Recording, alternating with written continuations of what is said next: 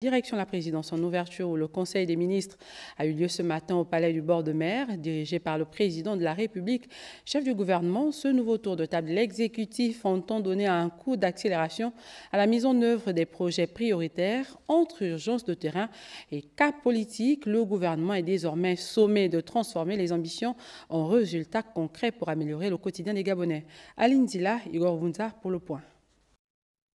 Le deuxième Conseil des ministres de la Ve République s'est tenu sous la présidence du chef de l'État. Ce tour de table s'inscrit dans la dynamique d'une mise en œuvre rapide et efficace de la vision présidentielle articulée autour de l'économie, le social, la santé, l'éducation, l'habitat, les infrastructures routières et l'énergie.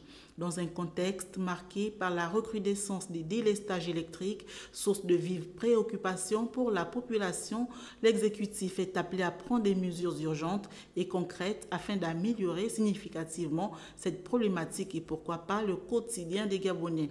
Investis de la confiance du chef de l'État, les membres du gouvernement, anciens comme nouveaux, s'emploient activement, chacun dans son domaine, à traduire cette vision en actions tangibles. Le vice-président du gouvernement et son équipe poursuivent la mise en œuvre opérationnelle de la feuille de route avec un souci constant d'efficacité et de résultats.